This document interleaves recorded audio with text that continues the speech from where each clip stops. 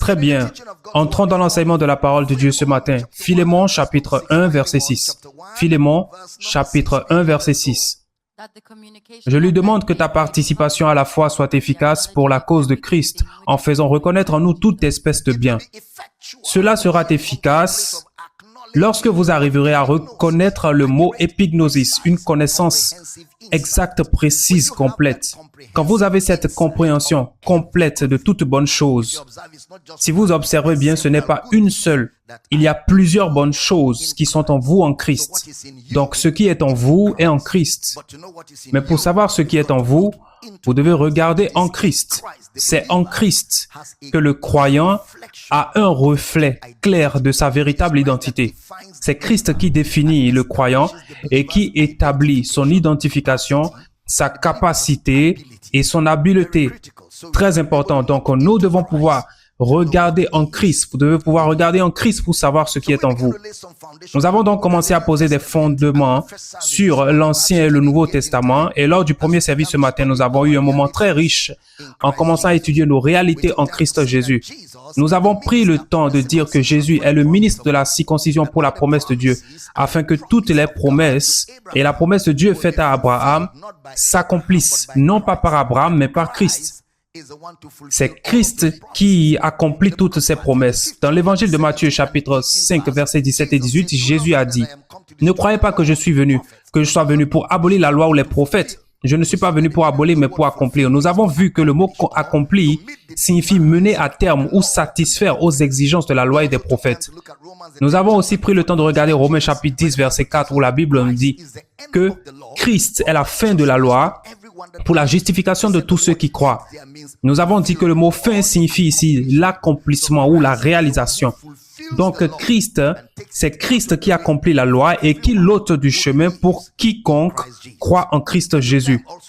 Nous avons aussi pris le temps, lors du premier service, de regarder Galates chapitre 3, versets 13 et 14. Christ nous a rachetés de la malédiction de la loi et étant devenu malédiction pour nous, car il est écrit « Maudit est quiconque est pendu au bois ».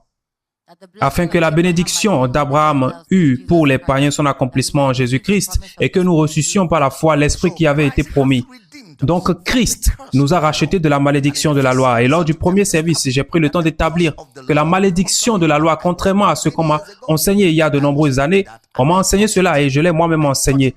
Je l'ai enseigné avec beaucoup d'insistance, mais c'était tout ce que je savais. Jusqu'à ce que j'étudie l'Écriture de plus près, j'ai alors découvert que ce n'est pas exactement ce que ce passage signifie. Donc, la malédiction de la loi dont Christ nous a rachetés, c'est le péché. Le péché est la malédiction de la loi. Ce n'est pas la maladie ni la pauvreté et le péché. Non, c'est le péché. Car l'Écriture nous le dit dans l'Épître aux Galates, chapitre 3, verset 17.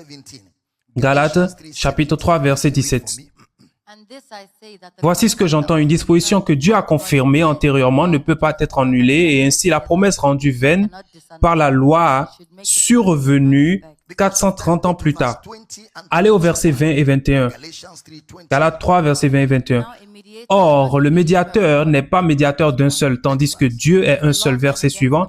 La loi est-elle donc contre les promesses de Dieu? Loin de là. S'il lui était donné une loi qui pût procurer la vie, la justice viendrait réellement de la loi. Verset suivant. Mais l'Écriture a tout renfermé sous le péché, afin que ce qui avait été promis fût donné par la foi en Jésus-Christ à ceux qui croient. Donc, l'Écriture a renfermé tout le monde sous le péché. L'Écriture ici, c'est la loi, l'Ancien Testament. L'Ancien Testament a renfermé tout le monde sous le péché. C'est pourquoi Romains 3, 23 dit « Car tous ont péché ». Ça, c'est la loi de Moïse. La loi a renfermé tout le monde sous le péché. Donc, parce que tous ont péché selon la loi, parce que la loi a renfermé tout le monde sous le péché, c'est pourquoi Christ nous a rachetés de la malédiction de la loi du péché. Nous sommes rachetés de la malédiction, ou plutôt de la malédiction de la loi du péché.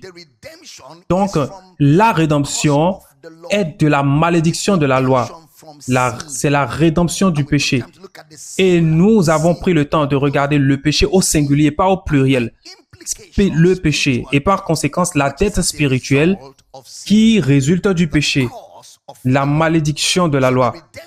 Donc, la rédemption est de la malédiction de la loi qui est le péché. Dans l'épître de Corinthiens, 2 Corinthiens chapitre 5, verset 21, celui qui n'a point connu le péché, il a fait devenir péché pour nous afin que nous devenions en lui justice de Dieu.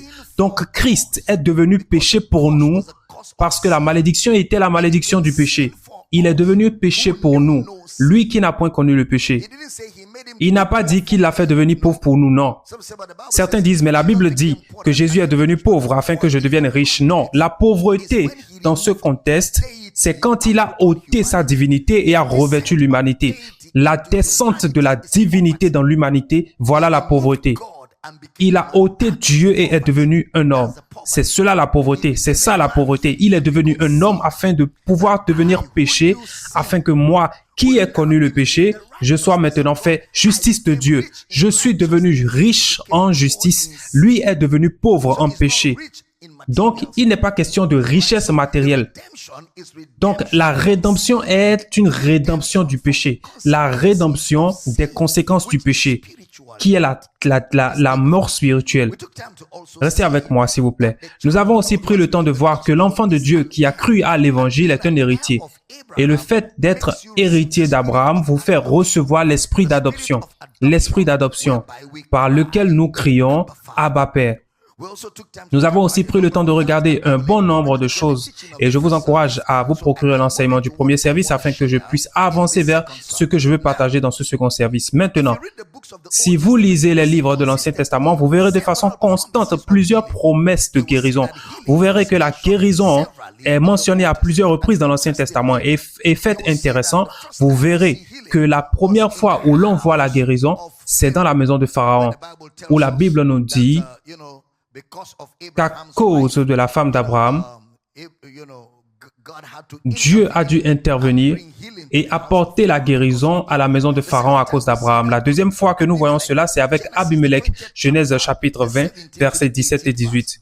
Genèse 20, 17 et 18. Abraham pria Dieu et Dieu guérit Abimelech, sa femme et ses servantes, et elles purent enfanter. Verset suivant. Car l'Éternel avait frappé de stérilité toute la maison d'Abimelech à cause de Sarah, femme d'Abraham. Donc, à cause de Sarah, la femme d'Abraham, la famille d'Abimelech, Dieu les a guéris. Nous voyons donc la puissance de guérison de Dieu parce qu'Abraham a prié. Donc, la guérison a eu lieu dans Genèse.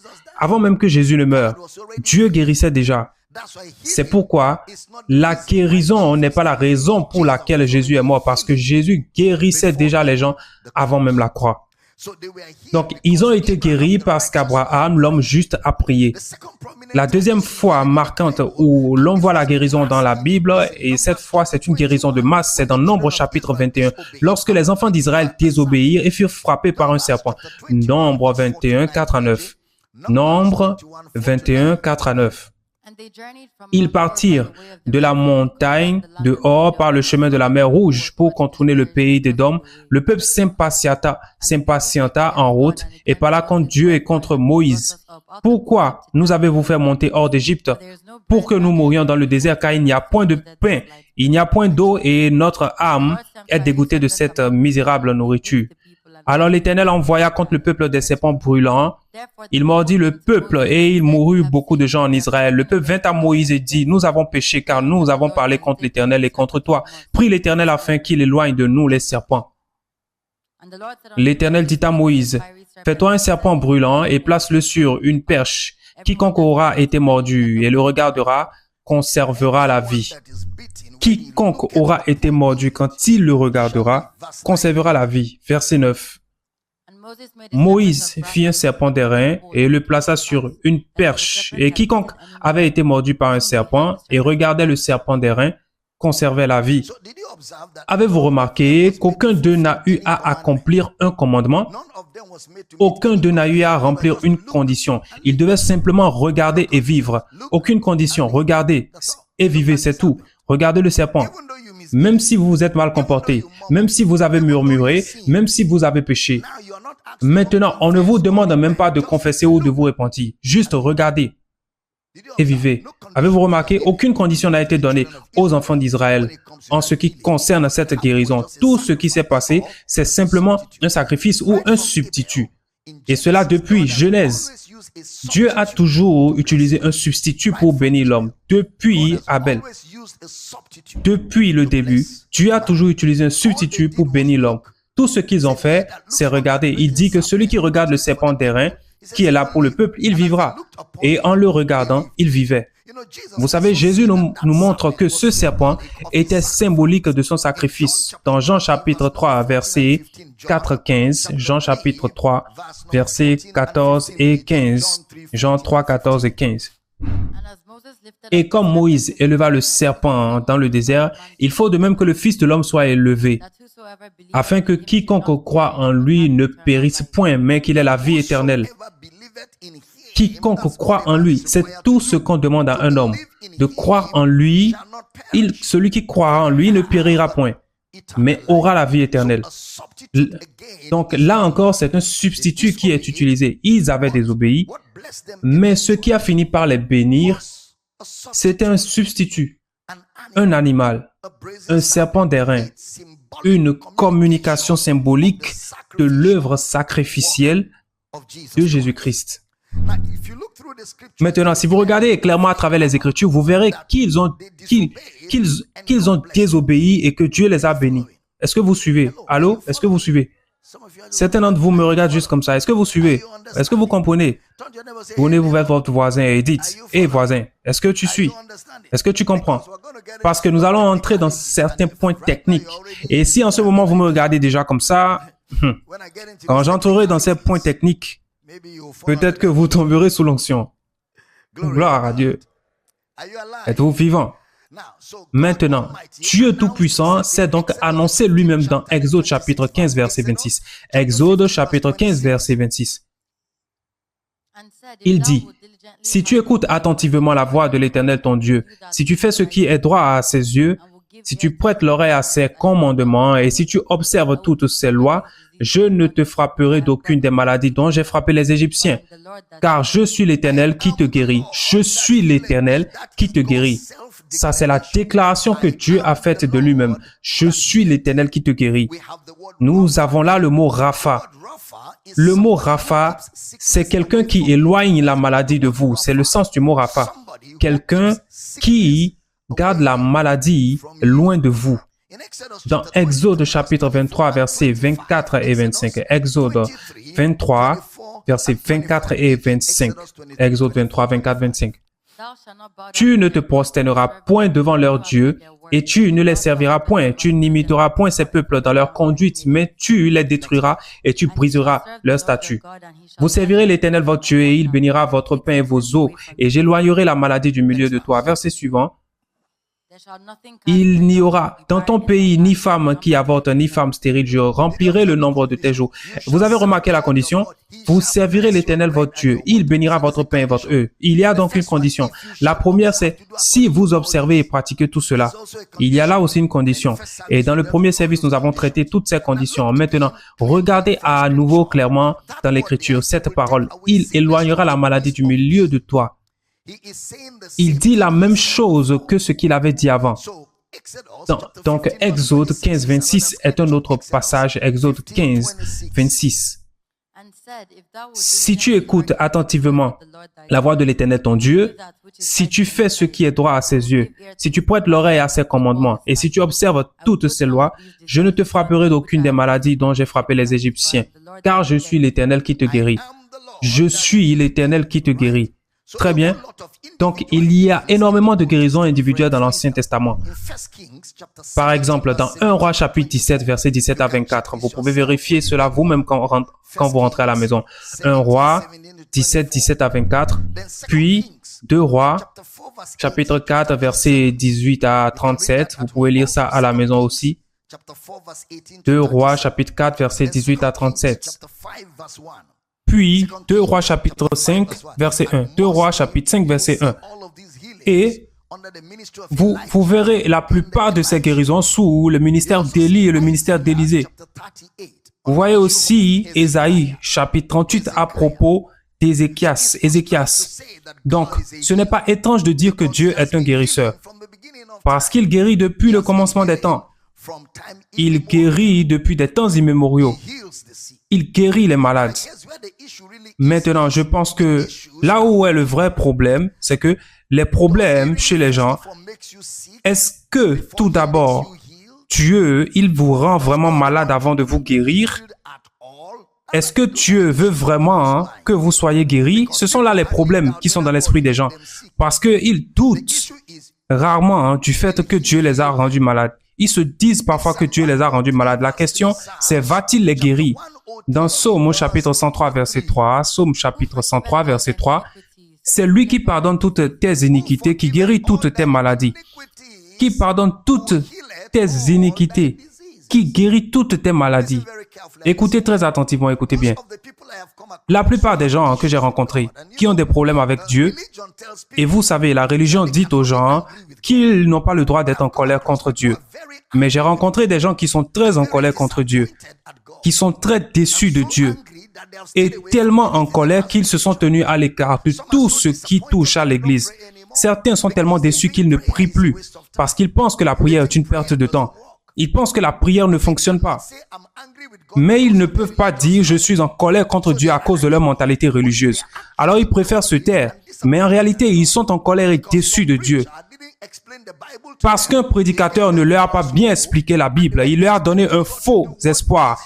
Et ils s'attendaient à ce que Dieu fasse quelque chose qui ne relève pas de la façon dont Dieu opère habituellement. Et quand cela ne s'est pas produit, ils ont été déçus. Certains ont été si durement brisés qu'il leur faut de nombreuses années pour même s'en remettre à cause de faux espoirs et d'enseignements erronés. Et tellement de gens ne savent même plus s'ils peuvent encore faire confiance à Dieu. Et certains en sont même arrivés à dire « bon, je sais qu'il y a un Dieu », mais au fond de leur cœur, il n'y a ni conviction ni certitude. Certains de ces problèmes sont ce que nous allons aborder de manière exégétique et rigoureuse dans les 30 jours de gloire, en apportant clarté sur clarté. Et j'ai connu des gens qui étaient tellement malades et ils ont prié et cru Dieu pour leur guérison et ils ne furent pas guéris jusqu'à leur mort. Et cela a eu un impact sur la foi de leurs enfants en Dieu. Et ils posent beaucoup de questions qui semblent n'avoir aucune réponse. Et il y a des gens qui ont des questions sur des questions sur des questions. Et plus ils ont de questions, personne n'y répond. Alors les questions s'accumulent et déchirent leur cœur, l'éloignant de la confiance en Dieu. Et ce sont des problèmes très profonds. Ce ne sont pas des problèmes que vous verrez sur le visage des gens. Ce sont des problèmes qui sont dans le cœur des gens. Quand les lumières sont éteintes, que les rideaux sont tirés et qu'ils sont seuls dans leur chambre avec Dieu, ce sont là les problèmes qui font qu'ils n'ont pas confiance en Dieu. Et j'ai rencontré des gens comme ça. Et j'ai aussi rencontré un certain nombre de gens qui disent « Eh bien, ce qui m'a éloigné de l'Église, c'est que je ne comprenais pas. » Mais en continuant à vous écouter, je commence à avoir les réponses. Je commence à savoir pourquoi certaines choses arrivent et d'autres n'arrivent jamais. Vous savez, beaucoup de gens, j'ai rencontré des gens qui ont dit « Eh bien, j'ai prié, j'ai jeûné, j'ai cru Dieu pour la guérison de ma mère et ma mère est morte juste sous mes yeux. » C'est comme si Dieu ne répondait jamais à la prière. J'ai même expliqué à Dieu pourquoi ma mère devait vivre. Donc, ils ont l'impression que Dieu ne les a pas exaucés. Ils ont l'impression que Dieu n'a pas été compatissant envers leur cause. Ils ont l'impression que Dieu les a abandonnés à leurs besoins. Ils ont l'impression que Dieu les a tout simplement laissés tomber précisément quand ils avaient le plus besoin de lui. Et pour tant de gens, la faute retombe maintenant sur Dieu, même si Dieu est innocent dans cette situation. Mais il faudra un enseignement biblique pour situer les circonstances. Et il faudra un enseignement biblique pour expliquer pourquoi certaines choses se sont passées comme elles se sont passées et emmener les gens à comprendre le caractère de Dieu et à comprendre comment Dieu opère en ce qui concerne le corps physique, la guérison des gens et leur aide. Maintenant, cela va venir, mais je pose déjà les fondations. Si vous vous en souvenez, je vous ai dit que cette série est une préparation pour ce que nous ferons dans 30 jours de gloire. Est-ce que vous êtes dans la salle? Donc, voilà les problèmes de tant de gens. Mais il dit dans le psaume 103.3 que nous venons de lire, remettez-le à l'écran, qui pardonne toutes tes iniquités, qui guérit toutes tes maladies. C'était David qui parlait de Dieu. Donc, sous l'Ancien Testament se trouvent plusieurs passages qui pardonnent toutes tes iniquités. Il pardonne. Il dit, mon âme bénit l'Éternel et n'oublie aucun de ses bienfaits. N'oublie aucun. Donc, rapidement, mentionnons juste ceci. parce que nous y reviendrons peut-être au cours de cette série. Chaque fois que nous disons maladie, je pense que nous devons bien réfléchir. C'est comme dire ceci. J'ai entendu des gens dire que la maladie est spirituelle. La maladie est spirituelle. Mesdames et messieurs, aucune maladie n'est spirituelle. Notez cela. Aucune maladie n'est spirituelle. Maintenant, écoutez bien ce que je vais dire. Je n'ai pas dit que la maladie ne peut pas être causée par les esprits mauvais. Je n'ai pas dit que la maladie ne peut pas être causée par des esprits mauvais. Mais je dis que la maladie ne survient pas dans l'esprit. Pour qu'il y ait maladie, il faut qu'il y ait un corps physique. Pour qu'il y ait maladie, il faut qu'il y ait un corps physique. Par exemple, pour qu'il y ait maladie, il faut que ce soit une maladie dans une partie physique de l'homme. Dans une partie physique de l'homme. Donc, la maladie a dû prendre son origine quelque part. Donc, la question est, quelle est l'origine de la maladie? Quelle est l'origine de la maladie? Eh bien, nous devons d'abord revenir à ce qui s'est passé et quand cela s'est-il passé dans le corps de l'homme? Quand la maladie est-elle apparue dans le corps de l'homme? Qu'est-ce qui est responsable de la maladie dans le corps de l'homme? Tout d'abord, je pense que je vais devoir vous renvoyer à ma série d'enseignements parce que je n'aurai pas le temps d'entrer dans certains détails techniques ici, mais je vais devoir vous recommander de vous procurer mon enseignement intitulé « Pourquoi les choses se passent comme elles se passent sur la terre » saison 1 et saison 2. Pourquoi les choses se passent comme elles se passent sur la terre, saison 1 et saison 2.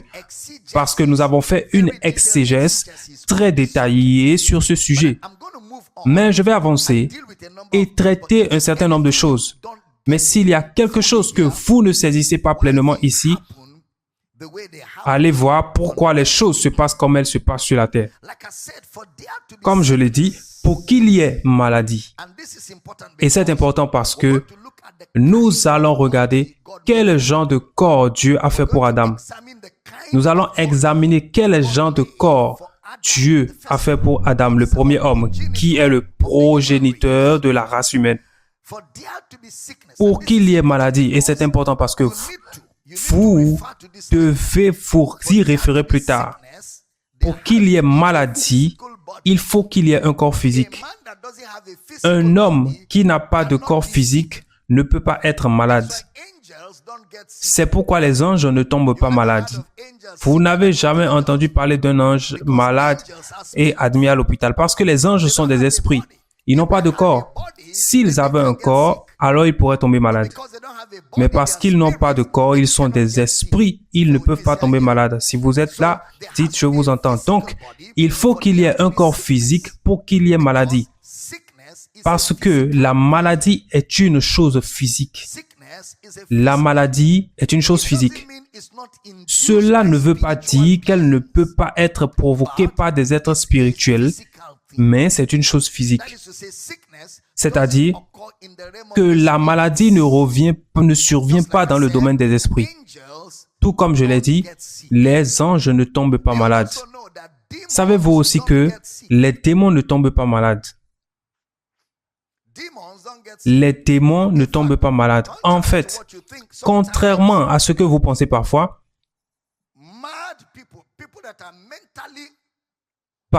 les fous, les personnes atteintes mentalement et attaquées par des démons tombent rarement malades.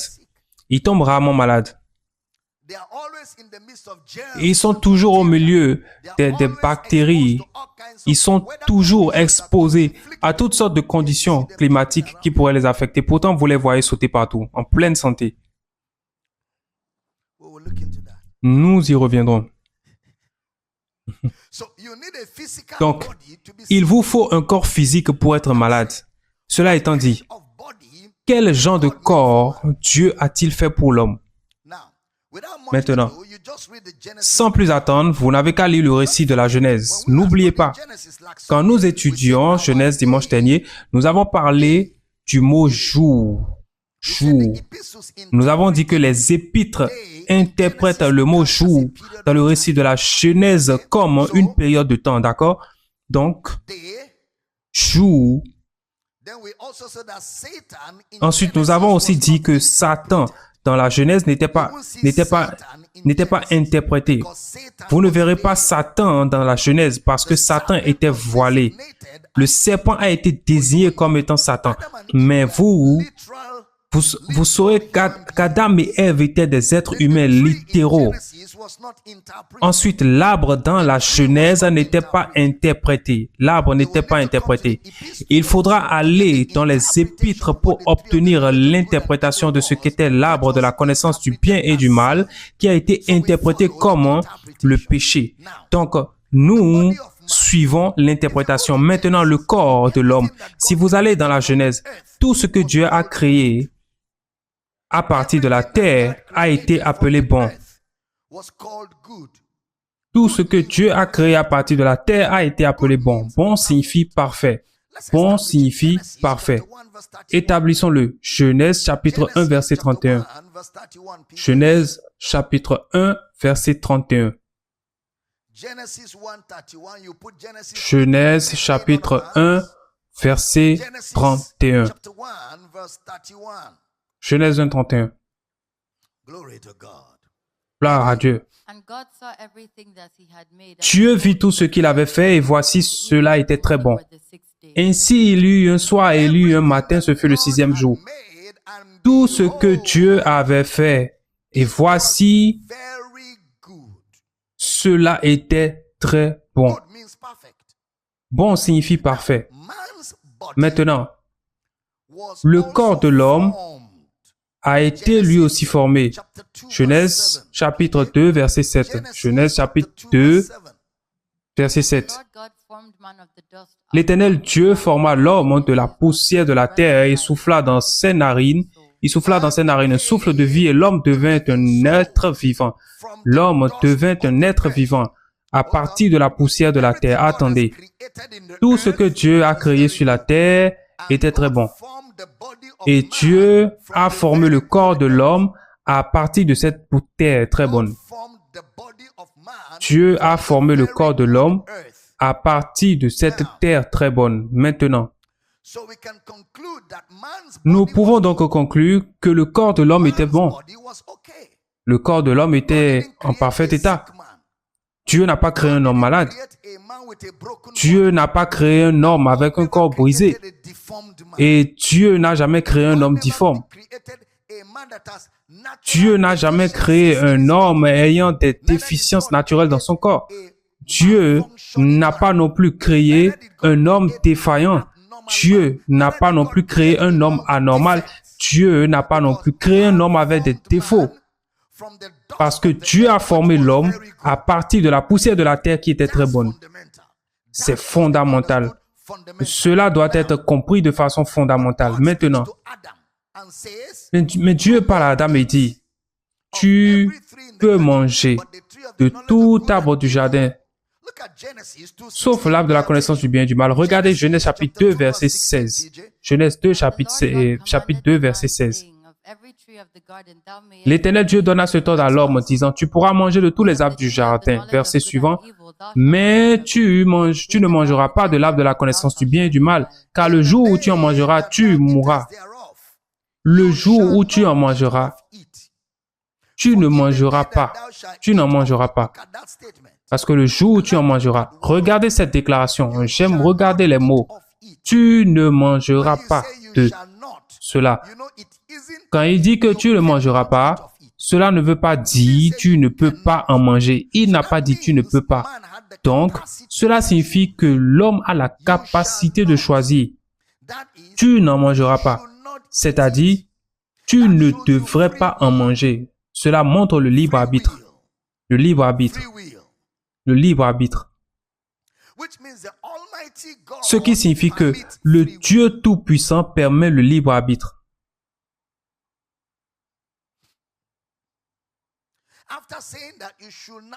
Après avoir dit que vous ne deviez pas, que vous ne mangeriez pas de cela, ils en ont quand même mangé, Et ensuite il dit, car le jour où tu en mangeras. Maintenant, vous savez, le jour Jour, jour. Jour ne veut pas dire dimanche ou lundi. Jour signifie dispensation. Le jour, dans la dispensation où tu en mangeras, tu mourras certainement. Donc, cette mort signifie que la mort sera une conséquence ou la mort sera le résultat d'avoir mangé ce que Dieu vous a demandé de ne pas manger. La semaine dernière, nous avons aussi mentionné le péché. Et si vous observez bien, le péché n'est pas mentionné du tout dans le récit de la chute de l'homme dans la Genèse. Parce que le péché est voilé. Vous ne pouvez pas voir le péché dans ce récit. Vous ne verrez le péché que dans les Épîtres, Romains chapitre 5, verset 12. C'est pourquoi, comme par un seul homme, le péché est entré dans le monde et par le péché la mort. Et si vous observez dans les Épîtres, personne n'utilise l'expression arbre de la connaissance du bien et du mal. Aucun d'eux n'utilise ces mots. Mais ce sont les mots utilisés dans l'Ancien Testament pour décrire le péché. Mais les Épîtres nous donnent de la clarté. Car par un seul homme, le péché est entré dans le monde et par le péché la mort. Le mot entrer ici est le mot grec esekomai. Il signifie que le péché est entré dans les activités.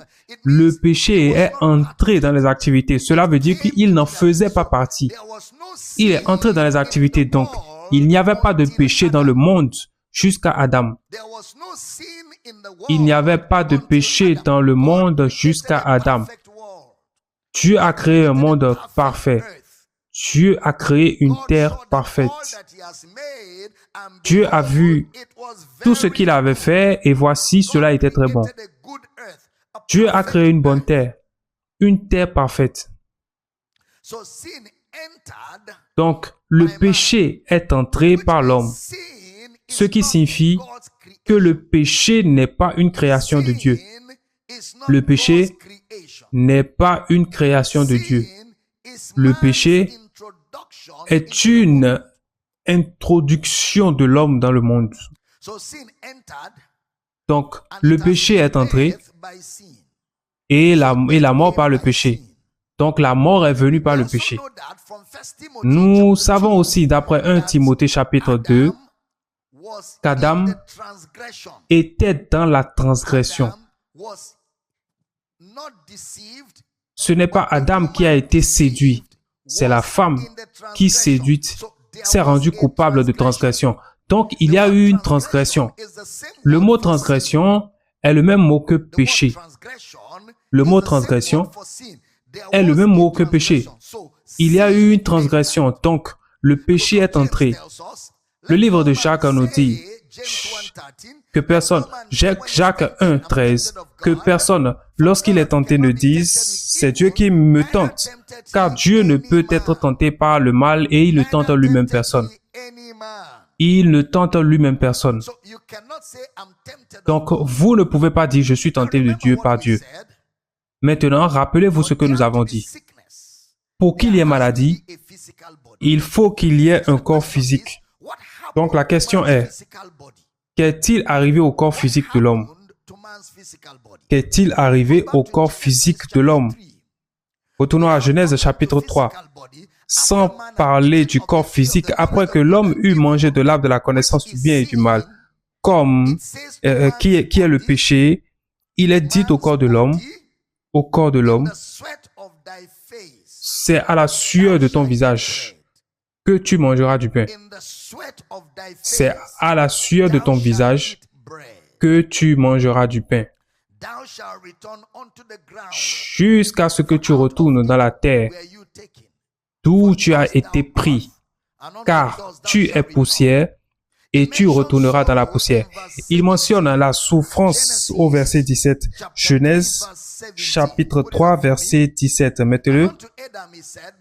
Il dit à l'homme, puisque tu as écouté la voix de ta femme et que tu as mangé de l'arbre au sujet duquel je t'avais dit, tu n'en mangeras point, le sol sera maudit à cause de toi. Dieu n'est pas en train de maudire le sol. Il est en train d'annoncer à l'homme l'évidence. à cause de ce que tu as fait. Voici le résultat que tu t'es toi-même attiré. Le sol sera maudit à cause de toi. C'est à force de peine que tu en tireras ta nourriture tous les jours de ta vie. C'est à la sueur de ton visage que tu mangeras du pain. Donc, nous voyons les conséquences de cet acte. Et manifestement, ces conséquences sont apparues dans le corps physique de l'homme. Ces conséquences de souffrance sont apparues dans le corps physique de l'homme. Maintenant, sans plus de détours, la maladie est le résultat de cette désobéissance. La maladie est le résultat de cette désobéissance. Et pas seulement elle. Vous savez, toute autre anomalie aussi. Vous pouvez écouter pourquoi les choses se passent comme elles se passent pour plus de détails. Nous pouvons donc dire d'emblée que Dieu n'a pas fait un corps destiné à tomber malade. Ou plutôt, laissez-moi le dire ainsi, Dieu n'a pas fait un corps qui va tomber malade pour tomber malade. Ou disons-le ainsi, Dieu n'a pas fait un corps malade. C'est exact? Allô? Dieu n'a pas fait un corps malade. Donc, la question suivante est, qu'en est-il quand un enfant naît malade? Ce n'est pas bon qu'il tombe malade comme ça. Dès la Genèse, ce qui s'est passé, écoutez attentivement. Quand un enfant naît avec un corps malade, ce n'est pas Dieu qui a créé l'enfant ainsi. Donc, encore une fois, dès Genèse, ce qui s'est passé, c'est que Dieu a mis en place un système appelé système de procréation. Un système de procréation.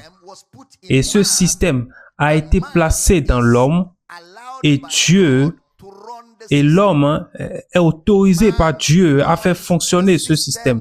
L'homme fait fonctionner le système de reproduction ou de procréation. Et quand j'ai dit il y a quelques années que Dieu ne donne pas les enfants, tous les démons religieux se sont déchaînés. Mais peu à peu, ils sont en train de se calmer et d'accepter la vérité. Vous savez, le problème avec la religion, c'est que la religion fait de vous un fanatique.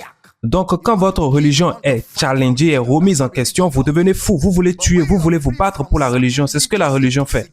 Mais lorsque vous êtes libéré de certaines intoxications religieuses, alors vous vous calmez et vous commencez à examiner logiquement ce que vous croyez. C'est alors que la correction commence à s'opérer. Mais c'est une bonne chose que nous attaquions cela afin que vous alliez, puis vous vous calmez et vous examinez, vous regardez cela à nouveau. Je ne sais pas si vous comprenez ce que je dis. Et c'est ce qui est arrivé à beaucoup de personnes.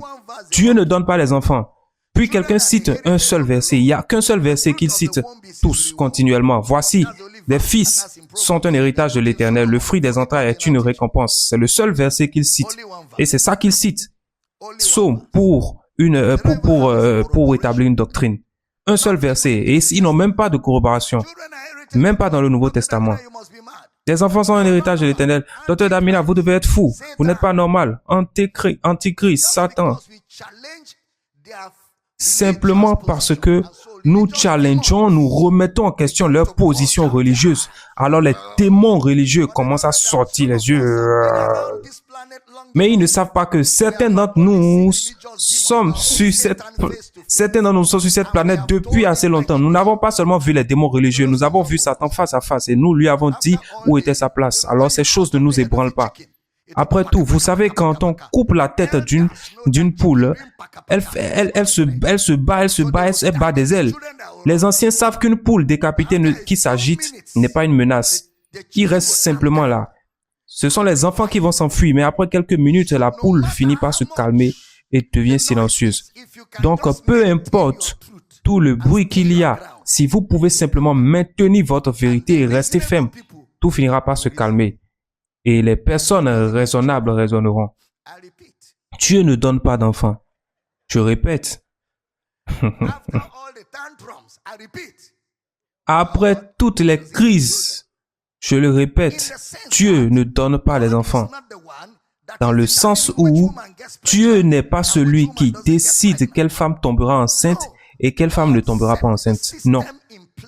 Dieu a établi le système. et il a remis le contrôle du système à l'homme. Qu'il domine. Qu'il domine. Il n'a pas dit que nous dominions. Qu'il domine. Dieu a remis le contrôle. Mari et femme, lorsque vous êtes prêts à avoir des enfants, commencez à avoir des enfants. Lorsque vous n'en voulez plus arrêter, le système est dans votre corps. Ceux d'entre vous qui ne veulent pas des enfants, vous pouvez très bien vivre sans enfants. Vous n'êtes pas obligé d'avoir des enfants. Et si les enfants viennent sans que vous souhaitiez qu'ils viennent, vous pouvez appuyer sur les freins et empêcher qu'ils viennent. Cela relève de votre propre responsabilité. Vous pouvez arrêter de faire des enfants. Combien d'entre vous comprennent ce dont je parle? Dieu a placé le système dans l'homme et lui a donné la liberté de gérer le système de reproduction. Maintenant, si vous dites que c'est Dieu qui donne des enfants, alors cela signifie que vous avez le pouvoir scientifique d'arrêter Dieu. Parce qu'après le premier enfant, Dieu voulait un deuxième. Puis vous avez pris des pilules de planification familiale et Dieu a dit, oui monsieur, je me rends. Je me soumets. Vous voyez, ça n'a pas de sens. Dieu vous a donné le système. Vous pouvez l'arrêter, vous pouvez le laisser fonctionner. Et même aujourd'hui, la science peut prélever des ovules, prélever des spermatozoïdes, les influencer et faire que ce spermatozoïde et cet ovule produisent 10 enfants. Cela ne peut pas être Dieu, c'est l'homme qui gère le système que Dieu lui a confié. Vous savez, je prêchais à Lagos. Et est-ce que je communique? Je prêchais à Lagos. Et quelqu'un est venu me voir en disant, Docteur Damina, cet homme est difforme. Il est difforme. Je ne sais pas si certains d'entre vous ont vu la vidéo. Il souffre d'une malformation qui l'empêche de bien marcher et de bien parler. Et il essaie depuis longtemps d'en être délivré. Cela n'a pas fonctionné. Alors il est venu au service, à ma réunion. Il m'a dit, Docteur Damina, j'ai une question. Je me demande depuis longtemps pourquoi Dieu m'a créé comme ça. Je ne comprends pas pourquoi Dieu ne m'aime pas. Pourquoi Dieu a créé tous les autres différemment? Je suis le seul qui l'a fait comme ça. Et je prie depuis longtemps, mais Dieu refuse de m'améliorer. Pourquoi Dieu me déteste-t-il à ce point? Vous qui dites que c'est Dieu qui donne les enfants, si vous rencontrez une personne comme cela, vous aurez vraiment l'air d'un parfait idiot, stupide, parce que vous serez incapable d'expliquer la position de Dieu dans un cas pareil. Et je l'ai regardé, je lui ai dit, monsieur, Dieu vous aime. Dieu vous aime énormément, mais en ce qui concerne votre conception, Dieu n'était pas intervenu. Dieu n'est pas intervenu, il n'est pas impliqué. C'est un processus biologique et parfois au cours de la conception, certaines déficiences apparaissent ou certaines anomalies surviennent ou certains défauts génétiques entrent en jeu ou certains dysfonctionnements provenant soit du père, soit de la mère, ou encore pendant le processus du développement de la grossesse, ou au moment de l'accouchement. Il y avait une femme qui essayait de mettre son enfant au monde et les médecins lui ont dit de ne pas accoucher naturellement, mais elle a insisté en disant qu'elle devait absolument accoucher par voie naturelle. Ils lui ont dit le bébé est trop gros, il peut pas sortir normalement. Elle dit non, je suis une femme hébraïque, je suis une hébreuse. Voilà encore un autre problème. Cette histoire de femme hébreu est encore une autre erreur religieuse. Cette histoire de femme hébraïque est un mensonge. C'était un mensonge. Les femmes avaient menti au roi parce qu'elles refusaient d'exécuter l'ordre du roi. Le roi leur avait donné l'ordre de tuer tous les premiers-nés. Et comme elles ne voulaient pas lui obéir, elles refusaient de tuer tous les premiers-nés d'Israël en Égypte. Et lorsque le roi découvrit qu'elles n'étaient pas en train de les tuer tous, il voulut les punir. Alors ils lui ont menti en disant, « Non, Seigneur, nous essayons, mais nous ne sommes pas comme les femmes hébraïques. » Ces femmes-là, dès que le moment d'accoucher arrive, avant que nous n'arrivions, elles ont déjà mis l'enfant au monde. C'est ainsi qu'est née cette idée, cette fausse idée, ce mensonge de femmes hébraïques. C'est un mensonge. Elles mentaient pour sauver leur vie et conserver leur travail. Et voilà qu'une femme en Afrique qui n'a jamais eu le moins de lien avec des Hébreux vient dire « Je suis une femme hébraïque » à Akwa Ibom. Il n'y existe aucun village à Akwa Ibom appelé hébreu. Aucun village, aucune collectivité locale. En fait, il n'existe même pas de langue d'Akwa Ibom appelée hébreu. Il y a même pas un seul mot en Ibibio qui signifie hébreu. L'Ibibio n'a pas de traduction pour le mot hébreu. Hébreu est hébreu. Alors cette femme dit, non, je suis une femme hébraïque, je vais accoucher normalement. Ainsi, pendant qu'elle poussait, comme le bébé était trop gros, une partie du bébé est sortie, mais l'autre partie ne pouvait pas sortir. Ils ont finalement dû pratiquer une opération pour faire sortir le bébé. Et lorsque le bébé est sorti, sa main était déformée. Donc cet enfant-là a grandi. Je connais cet enfant. Jusqu'à aujourd'hui, il est toujours handicapé, il est déformé. Il garde sa main comme ceci. Les médecins ont tout essayé pour réparer cette main, mais elle ne peut pas être réparée. L'enfant continue simplement de vivre avec cette main ainsi. Alors imaginez, une femme hébraïque. Maintenant, comment pouvez-vous dire que ça là, c'est Dieu? Comment pouvez-vous dire que c'est Dieu? Un membre de cette église a emmené sa femme à l'hôpital pour accoucher. Et le médecin a dit, ce bébé est trop gros, nous ne pouvons pas procéder à un accouchement naturel. Il faut faire une césarienne immédiatement. Le frère continue à dire, non, pas la grâce de Dieu, elle va accoucher. Alors sa femme lui a dit, appelle papa. Il m'a appelé, je lui ai dit, qu'est-ce qu'ils ont dit? Il dit, le médecin dit que le bébé est trop gros, il peut pas sortir naturellement. Il doit faire une césarienne. Je lui ai dit, alors, qu'est-ce que tu attends? Il répondit, non papa, vous savez quoi? J'ai dit, tais-toi, arrête ces bêtises. Dis au médecin immédiatement de commencer. Vite, vite. Puis rappelle-moi quand ça sera terminé. Il est allé voir le médecin et il a dit, mon pasteur a dit que vous devez faire accoucher ma femme tout de suite. Le médecin est immédiatement passé à l'action. Il a fait sortir le bébé. Il dit, papa, le bébé et la mère sont vivants. J'ai dit, regarde ton visage. Regarde ta face. C'est comme ça que tu aurais mis en danger le bébé et la mère en voulant jouer au hébreu. L'homme hébreu. Regardez son visage. Frère hébreu. J'enseigne bien. J'ai dit, j'enseigne bien ce matin. Dis à ton voisin, tu n'es pas un homme hébreu. Même si tu es hébreu, les hébreux d'aujourd'hui ne sont pas les mêmes qu'au temps d'Abraham. Gloire à Dieu. J'ai dit gloire à Dieu. Ce qui m'a emmené là, c'est que Dieu a créé nos corps parfaits. Mais Dieu a créé un système de reproduction, de procréation. Et il a donné à l'homme la liberté de gérer ce système. Est-ce que cela devient clair?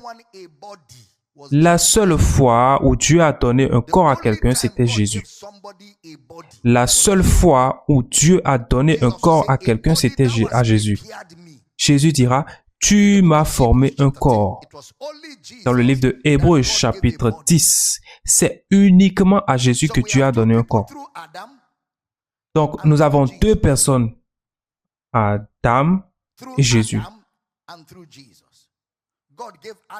Nous avons deux personnes, Adam et Jésus. Dieu a donné un corps à Adam, puis Adam devait se reproduire avec Ève, puis Jésus. Ainsi, tout ce que Dieu a fait lorsque Dieu l'a fait, vous y voyez la manifestation de sa puissance et les corps étaient parfaits. Ça, c'est l'œuvre de Dieu. Vous vous souvenez de l'histoire dans Jean chapitre 9? Jean chapitre 9, verset 1. Laissez-moi le lire. Jean chapitre 9, verset 1. Jésus vit en passant un homme aveugle de naissance. Ses disciples lui firent cette question. Rabbi, qui a péché, cet homme ou ses parents pour qu'il soit né aveugle? Ils essayaient donc d'établir que cet enfant était né aveugle parce que Dieu punissait cette famille. Dieu devrait être celui, ça c'est la religion, Dieu devrait forcément être celui qui punissait cette famille en lui donnant un enfant aveugle. Et l'enfant est né comme ça sans yeux. Ou l'enfant est né sans bouche. Donc les médecins doivent maintenant lui créer une bouche. Ou bien l'enfant naît avec les deux mains soudées ensemble, comme dans une position de prière. Alors ils appellent l'enfant homme de prière. Mais les médecins doivent séparer, ils ont dû séparer les mains. Ils doivent séparer les mains. Qui a péché? Est-ce le père ou la mère? Affichez-le. Le péché de qui a causé cela? Revenez au verset 2. Qui a péché? Cet homme ou ses parents, pour qu'il soit né ainsi. Parce que il y avait ce mythe au milieu d'eux selon lequel tout enfant qui naît avec une malformation est le résultat de la punition de Dieu contre les péchés de cette famille. C'est pourquoi il pose la question à Jésus. Mais regardez ce que Jésus répond. Jésus répond, ce n'est pas que lui ou ses parents aient péché. Ce n'est pas à cause du péché que des personnes naissent avec des malformations, sans jambes, sans yeux. Non, ce n'est pas le péché. Ce n'est pas Dieu qui les punit. Ils n'ont pas offensé Dieu. L'homme et la femme n'ont pas provoqué Dieu. Dieu ne s'est pas mis en colère. Dieu n'a pas été provoqué. Certains disent, je sais qu'avant notre mariage, tu étais tombée enceinte. Et nous n'avons pas tout confessé. C'est pourquoi l'enfant est né sans un nez. Dieu est en train de nous punir parce que nous avons caché nos péchés. Tu ne peux pas cacher cela à Dieu. Tu ne peux pas cacher cela à Dieu. Et lorsqu'ils chantent ces chansons, ils ont une voix très religieuse. Tu peux cacher tous tes péchés et personne ne les connaîtra, mais tu ne peux pas les cacher à Dieu. Oh Père, nous sommes désolés Père. Nous savons que nous avons péché contre toi. Oh Père.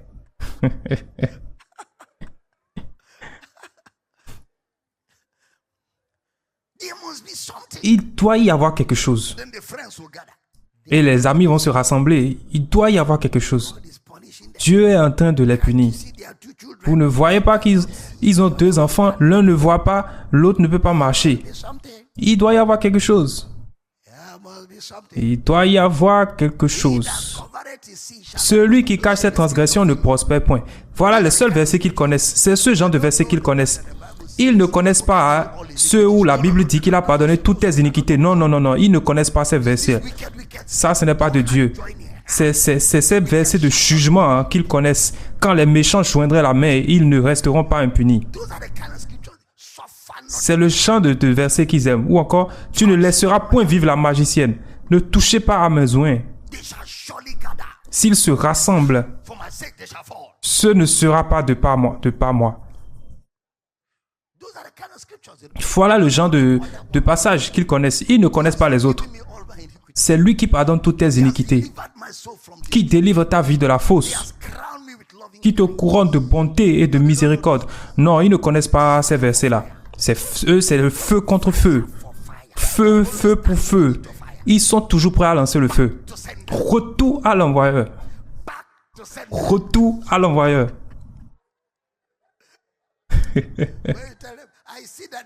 Quand vous leur dites, je vois qu'on ne t'a pas donné le travail, retour à l'envoyeur.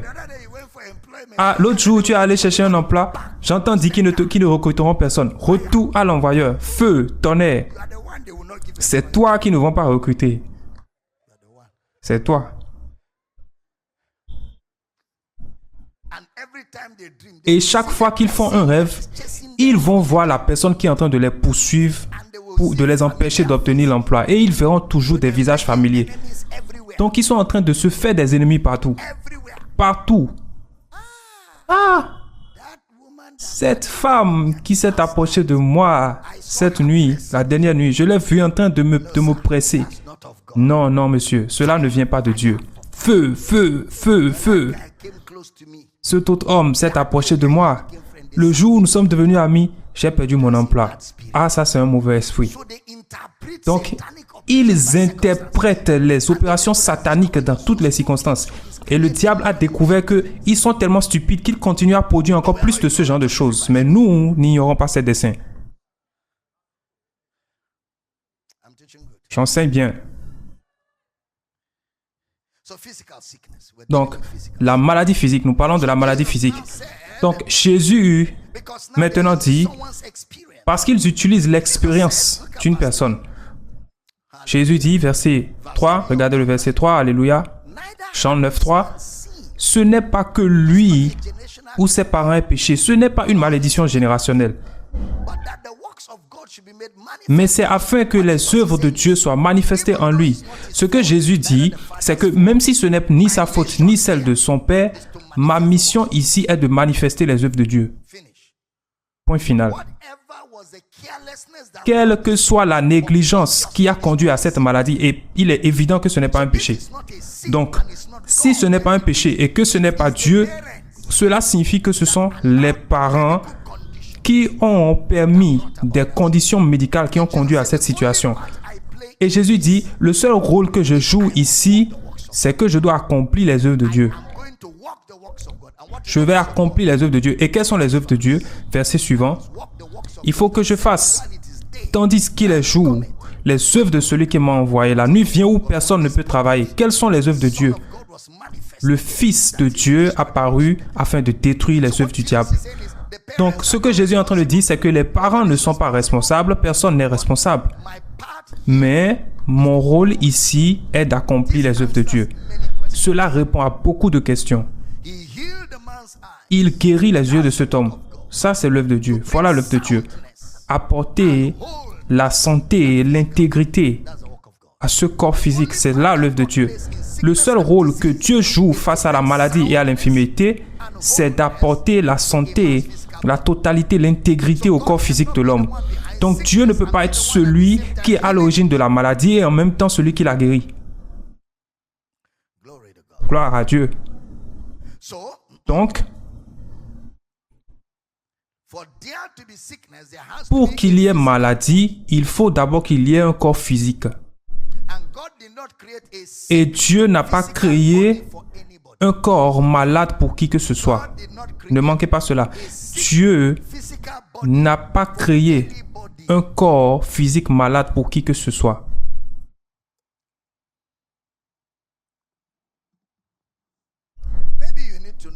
Peut-être que vous avez besoin de savoir que Dieu n'a pas créé votre corps.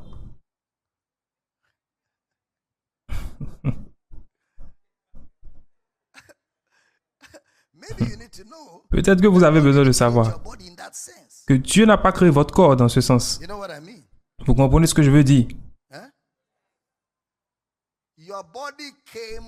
Votre corps vient de votre père et de votre mère. Votre corps vient de votre mère et de votre père. C'est pourquoi vous finissez par ressembler à l'un d'eux.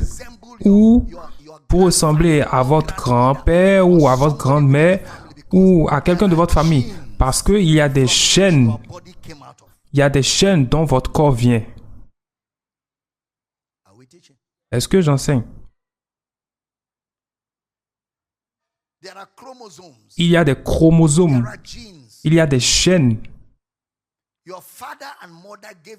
Votre père et votre mère vous ont donné votre corps. C'est pourquoi un homme noir ne peut pas donner naissance à un enfant indien. Si cela arrivait un jour, cela nécessiterait une enquête mondiale. Une quoi? Une enquête mondiale.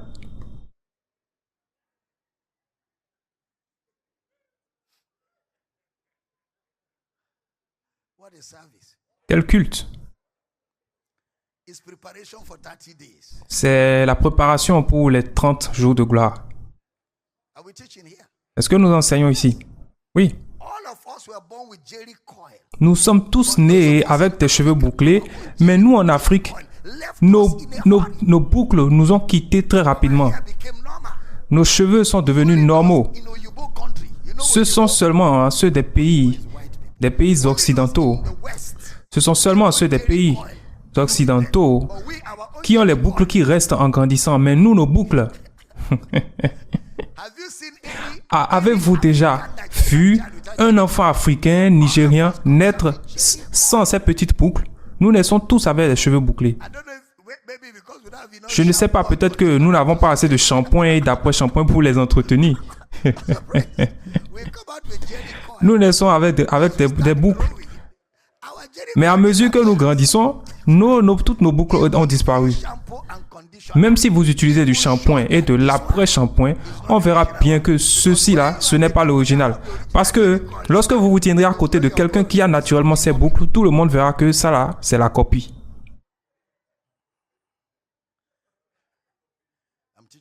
J'enseigne bien. C'est parce que le processus qui produit les enfants s'appelle la procréation. Comment s'appelle cela? La procréation. C'est la procréation. Puis-je continuer encore un peu ou je dois conclure? Donc, tout au long de l'Ancien Testament, nous voyons que Dieu guérissait les malades. Il guérissait les malades par l'intermédiaire des prophètes, il guérissait les malades sous la loi, il guérissait les malades avant la loi. Maintenant, regardons Jésus. Nous avons déjà établi que le ministère de Jésus est la révélation de Dieu. En effet, nous avons dit que personne n'a vu le Père si ce n'est le Fils. Personne n'a vu le Père si ce n'est le Fils. Maintenant, écoutez encore ceci. Hébreux chapitre 1, verset 3. Hébreux chapitre 1, verset numéro 3. Et qui, étant le reflet de sa gloire et l'empreinte de sa personne, et soutenant toutes choses par sa parole puissante, a fait la purification des péchés et s'est assis à la droite de la majesté divine dans les lieux très hauts. Après avoir accompli par lui-même la purification des péchés, de nos péchés, il s'est assis. Donc ainsi, Dieu a parlé dans son Fils. Au verset 2 d'Hébreux 1. Lisez-moi le verset 2. Dans ces derniers temps, nous a parlé par le Fils qu'il a établi héritier de toutes choses, par lequel il a aussi créé le monde. Dieu a parlé dans son Fils. Cette expression « a parlé dans son Fils » signifie déclarer toutes choses. Cela signifie que Dieu a tout déclaré dans son Fils. Voilà ce que cela signifie. Il a déclaré tout dans son Fils. Donc, vous trouverez tout ce que Dieu a déclaré dans son Fils. Regardons l'incarnation de Jésus. Remarquons, dans Jean 14, 6, il est le chemin, la vérité et la vie. Bien entendu, cela fait référence à son œuvre rédemptrice. Vous savez, il est la lumière. Il a dit que la lumière est lui dans les ténèbres et que les ténèbres ne l'ont point reçu. Donc, Jésus, dans Jean 5, 19, Jean 5, 19, Jésus reprit donc la parole et leur dit, en vérité, je vous le dis, le Fils ne peut rien faire de lui-même, il ne fait que ce qu'il voit faire au Père. Et tout ce que le Père fait, le Fils aussi le fait pareillement. Avez-vous observé? Le Fils ne peut rien faire de lui-même. Cela signifie que il ne fait rien de nouveau. Il n'agit pas de son propre chef, mais ce qu'il voit faire au Père, ce que le Père fait, il le fait. Ce que le Père fait, le Fils aussi le fait. C'est très important. Tout ce que Jésus fait est exactement ce que le Père est en train de faire. Soyez attentifs. Tout ce que Jésus fait est ce que le Père est en train de faire. Donc c'est souvent le cas dans l'Ancien Testament. Lorsque l'Ancien Testament, comme c'est souvent le cas, ne nous paraît pas très clair, Jésus nous donne une image en 3 dimensions. Je crois aujourd'hui qu'il parle même de 7 dimensions. Oui, 7D. Il nous donne donc une image en 7D, une image très claire. Jean chapitre 1, verset 18. Personne n'a jamais vu Dieu. Le Fils unique qui est dans le sein du Père est celui qui l'a fait connaître. Personne n'a jamais vu Dieu. C'est une déclaration absolue. Absolue. Le Fils unique qui est dans le sein du Père est celui qui l'a fait connaître. Ainsi, Jésus nous révèle le Père. Jésus nous révèle le Père. Qui Jésus nous révèle-t-il? Le Père. Il nous révèle le Père. Donc, dans Luc chapitre 4, verset 18, puisque c'est Jésus qui déclare le Père pour nous, Luc 4, 18, « L'Esprit du Seigneur est sur moi, parce qu'il m'a oint pour annoncer une bonne nouvelle aux pauvres. Il m'a envoyé pour guérir ceux qui ont le cœur brisé, pour proclamer aux captifs la délivrance et aux aveugles le recouvrement de la vue, pour envoyer libres les opprimés. » Ceci, c'est pour les enseignants de la Bible, ce que je suis en train de partager avec vous. L'Esprit du Seigneur sur moi, parce qu'il m'a oint. Et vous savez, vous êtes tous des enseignants de la Bible. Allô? Il m'a oint. Donc, il commence à nous dire, il m'a oint.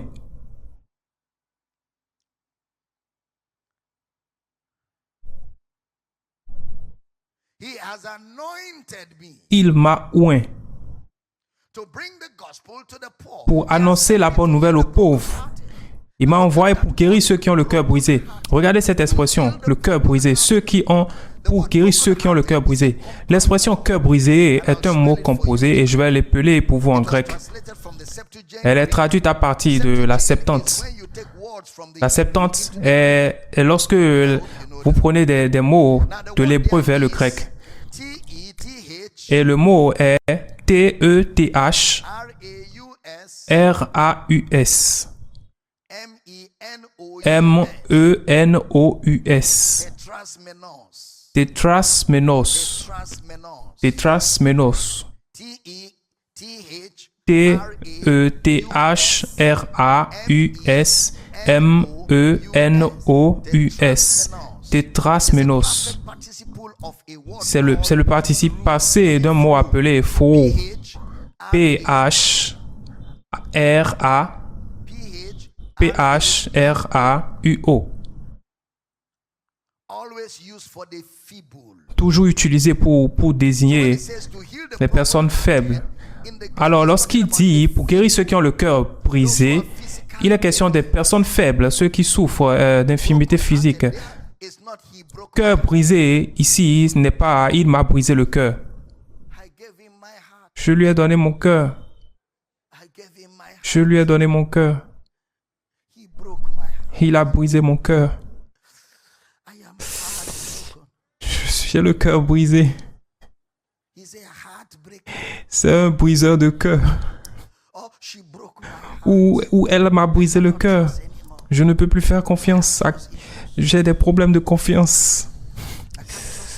Je ne peux plus faire confiance à qui que ce soit. Après tout, même la Bible dit ne faire confiance à personne, sauf à Dieu. Ne fais confiance à personne, sauf à Dieu. Mon frère, ne fais confiance à personne, sauf à Dieu.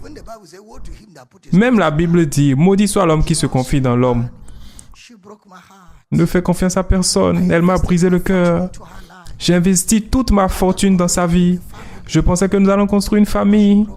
Mais elle a brisé mon cœur. Tu es vraiment stupide. Vraiment stupide. Tu sais pourquoi tu es vraiment stupide? Pour avoir investi dans un business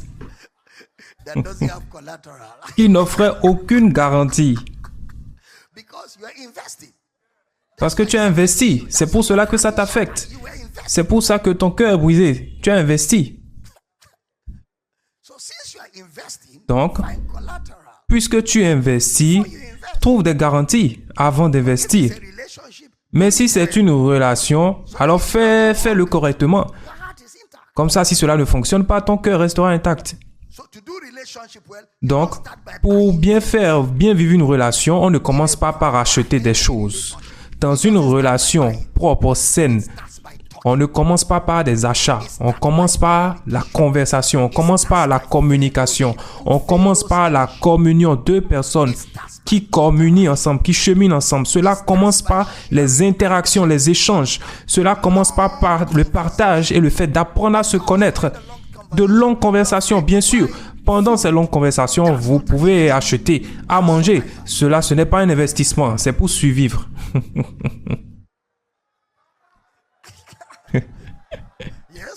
Oui, vous achetez de la nourriture, vous achetez de la boisson. Ce n'est toujours pas un investissement. Vous pouvez donner l'argent du transport, ce n'est pas un investissement. C'est une survie, c'est la survie. Puis après avoir suffisamment discuté et que vous commencez à voir la lumière au bout du tunnel, non, vous ne pouvez pas investir de cette manière. Vous n'investissez pas de cette manière. Non, monsieur. Vous n'investissez pas comme cela. Parce que vous n'êtes pas en train d'acheter la fille. Vous n'êtes pas en train d'acheter l'amour. Vous n'êtes pas en train de l'acheter. Vous n'êtes pas en train d'acheter l'amour. Donc, vous n'investissez pas ainsi. Non, monsieur. Vous investissez là où vous êtes celui qui contrôle pour vous deux. Parce que l'investissement doit être entretenu pour grandir. Donc, vous investissez en pensant à elle. Mais vous gardez toutes les commandes entre vos mains.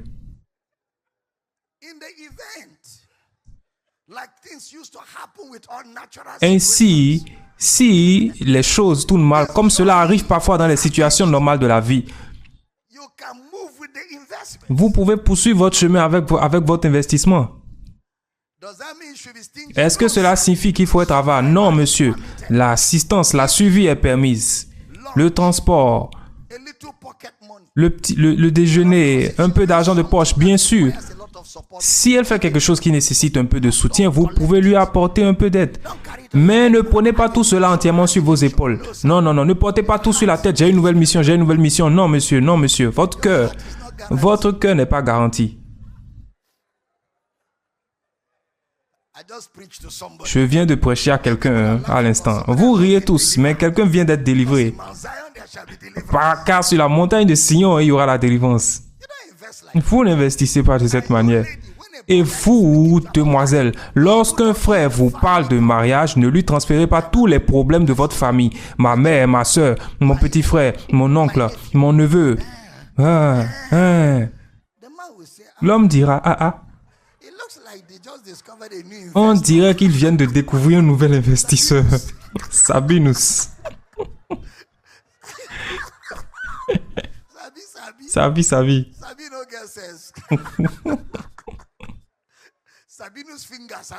Les doigts de Sabinus sont toujours brûlés.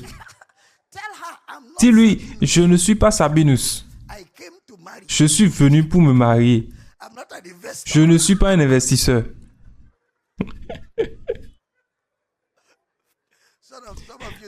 Certains d'entre vous ne connaissent pas Sabinus. Ne vous inquiétez pas si vous ne le connaissez pas. Si vous ne comprenez pas, oubliez. C'est le nom de quelqu'un. C'est le nom de quelqu'un.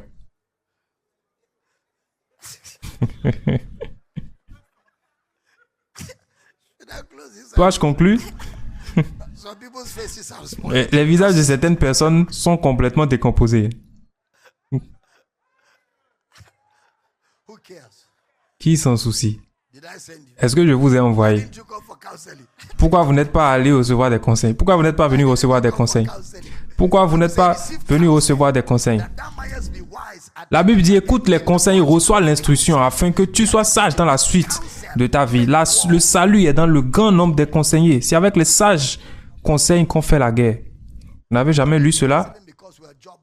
Alors venez recevoir des conseils. Nous ne faisons pas du counseling parce que nous sommes sans travail. Nous le faisons parce que nous vous aimons. Nous le faisons parce que nous ne voulons pas que vous soyez blessés. Nous voulons que tout le monde soit heureux. C'est pour cela que nous faisons du counseling. Qu'est-ce qui m'a amené ici? Le cœur brisé. Lorsque la Bible parle de prêcher l'évangile à ceux qui ont le cœur brisé, ça ne signifie pas que nous devons prêcher aux sœurs dont un frère a brisé le cœur. Ou aux frères dont une sœur a brisé le cœur. Non. Ce n'est pas le sens. C'est le langage de la Bible. Cœur brisé veut dire faible. Ceux qui sont faibles, ceux qui sont physiquement affaiblis. Jésus dit, je suis un pour prêcher aux faibles. Ou un pour prêcher aux malades, aux faibles. Ainsi, quand il dit brisé, il parle de ceux qui sont très malades, ceux qui sont très très malades. Pour guérir ceux qui sont très malades. Donc, Jésus vient faire ce que le Père fait. Et qu'est-ce que le Père fait? Jésus est oint pour faire ce que le Père fait. Encore une fois, n'oubliez pas que les 4 évangiles sont des témoignages oculaires. Ainsi, Jésus est tellement oint et il déclare qu'il accomplit la prophétie. Quelle prophétie est-il venu accomplir? Souvenez-vous, toutes ces choses devaient s'accomplir. Il est venu pour accomplir Ésaïe 61, 1 à 3. Ésaïe 61, 1 à 3. L'Esprit du Seigneur l'Éternel est sur moi, car l'Éternel m'a oint pour porter de bonnes nouvelles aux malheureux. Il m'a envoyé pour guérir ceux qui ont le cœur brisé, pour proclamer aux captifs la liberté et aux prisonniers la délivrance, pour publier une année de grâce de l'Éternel et un jour de vengeance de notre Dieu, pour consoler tous les affligés, pour accorder aux affligés de Sion, pour leur donner un diadème au lieu de la cendre, une huile de joie au lieu du deuil, un vêtement de louange au lieu d'un esprit abattu, afin qu'on les appelle des térébintes de la justice, une plantation de l'Éternel pour servir à sa gloire. Voilà la prophétie que Jésus accomplissait lorsqu'il disait « L'Esprit du Seigneur est sur moi ». Luc chapitre 4, il citait Ésaïe afin d'accomplir cette prophétie. Permettez-moi d'ajouter ceci en passant. Je ne suis pas en train de dire que les frères doivent être avares, parce que si vous êtes avare, vous ne devriez pas vous marier. Si vous êtes avare, vous ne devriez pas vous marier, car dans le mariage, ce n'est pas du 50-50. Dans le mariage, ce n'est pas du 50-50. Dans le mariage, ce n'est pas qu'est-ce que tu apportes à la table. La femme est la table. C'est à toi d'apporter quelque chose sur la table. Dois-je continuer? Dois-je mettre le feu?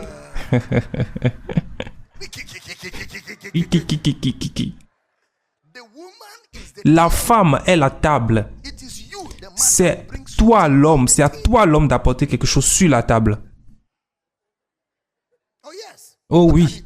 Regardez, Dieu créa Adam et il a donné à Adam la gestion d'Éden. Adam donna un nom à toutes choses et mit l'ordre dans Éden avant que la femme n'arrive. Voilà l'ordre. Voilà l'ordre. Un homme doit avoir des choses en place. Il doit y avoir de l'ordre. Il doit avoir des choses en place. Il doit y avoir une structure, des choses en place. Même si ces choses ne sont pas encore totalement réalisées, matérialisées, il doit exister une structure, un plan bien défini. Si clair que même si vous le présentez à un aveugle, il pourra voir qui se réalisera. Il doit y avoir quelque chose, bien sûr, pas seulement une structure. Il doit y avoir une certaine capacité, Il n'est pas bon qu'une femme entretienne son mari dans le mariage. Il n'est pas bon qu'une femme finance son mari dans le mariage. Ne faites pas ça. Cela montre déjà que vous êtes en train d'épouser un homme infime, Méphibosheth.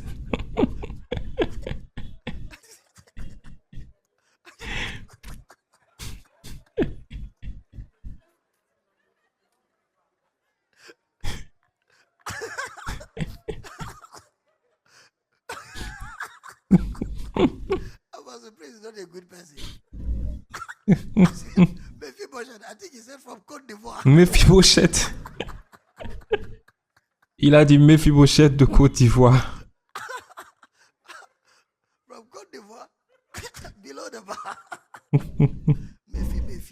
Méfie. Non, monsieur. Je dois conclure ce service. Les sœurs ne veulent pas que je termine maintenant. Parce que j'ai dit que vous êtes à table. Mais c'est la vérité. C'est à l'homme d'apporter quelque chose sur la table. C'est ça l'ordre divin de Dieu. Si une femme a plus d'argent qu'un homme, il n'y a rien de mal à cela. Tant que l'homme est l'homme, en prenant soin des besoins fondamentaux. Et l'homme ne doit pas dépendre du salaire de la femme. Son salaire est son salaire. Quel genre d'homme es-tu? Chaque fois, puis-je voir, est-ce que ton salaire est déjà tombé? On te paie quand? Aujourd'hui, c'est le 23. C'est quel jour déjà? Quel genre d'homme est-ce? Sois un homme. Si tu veux être un homme, sois un homme. Porte les responsabilités comme un homme. C'est le moment où tous tes abdos, tes 8 tablettes de chocolat, elles sont faites pour porter des responsabilités. Elles ne sont pas faites pour porter des vêtements de marque.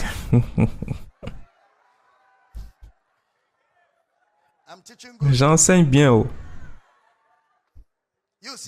Vous les sœurs, vous aimez les 8 tablettes. Vous regardez les 8 tablettes avec des poches vides. Les 8 tablettes avec des poches vides. Bientôt, vous allez manger 8 tablettes. Bientôt, vous direz, j'ai faim. Et l'homme dira, touche-les et sois rempli, sois rassasié.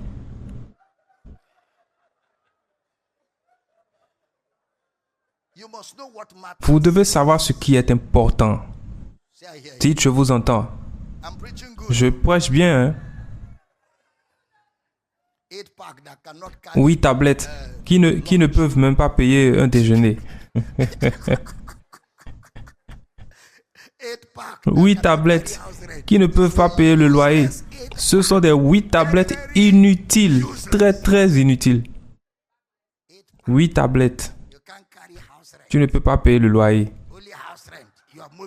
Rien que le loyer, tu marches comme si ta taille allait bientôt se casser. Rien que le loyer. Même pas un an de loyer. Hein. Un mois de loyer. Vous connaissez ces maisons où on paie chaque fin de mois. Et lui doit déjà 2 mois de loyer. Chérie, est-ce qu'ils ne t'ont toujours pas versé ton salaire? Parce que la dernière fois que j'ai vu ton salaire, c'était l'année dernière. La femme dit, pourquoi faire? Il dit, utilisons-le maintenant. Hein. Pour faire quoi? Je suis le mari de cette maison. Est-ce que cela veut dire qu'une femme ne doit pas soutenir son mari? Pourquoi pas? Elle et tout ce qu'elle possède t'appartiennent. Mais qu'elle le fasse volontairement. Qu'elle en voie la raison. Et laissez-moi vous dire ceci. Une fois que les femmes croient en vous, elles vous donneront tout. Vous n'avez même pas besoin de les mobiliser. Elles se mobilisent toutes seules. Une fois qu'elles croient en vous et qu'elles croient en ce que vous faites. Donc, votre travail consiste seulement à leur donner confiance en vous. Donnez-leur confiance en vous, tant par vos paroles tant par vos paroles que par vos actes. Donnez-leur simplement confiance en vous.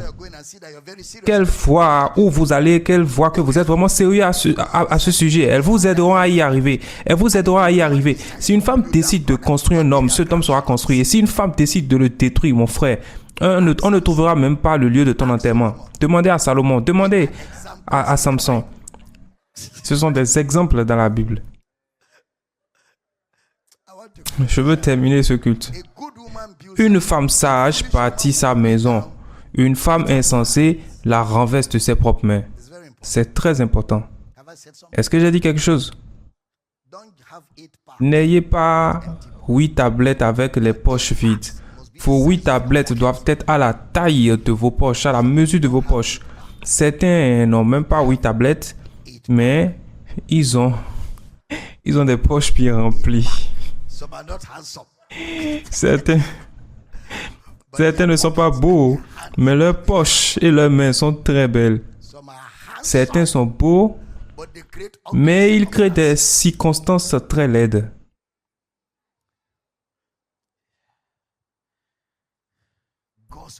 Le dessein originel de Dieu.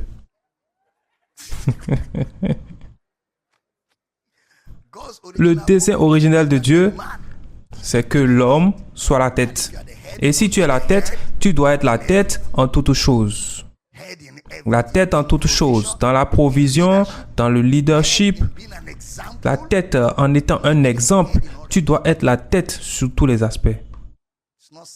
Ce n'est pas être la tête seulement de manière sélective. Et c'est quand tu veux prendre l'argent, tu dis, je suis la tête de cette maison, apporte ton argent maintenant. Donc ton autorité de chef ne sert qu'à recevoir. La femme dit, mon mari, tout l'argent qui est dans ses mains disparaît sans aucune explication. Si je suis cet homme, nous finirons ruinés dans cette famille. Ainsi, la femme pense comme un chef, tandis que l'homme pense comme un suiveur.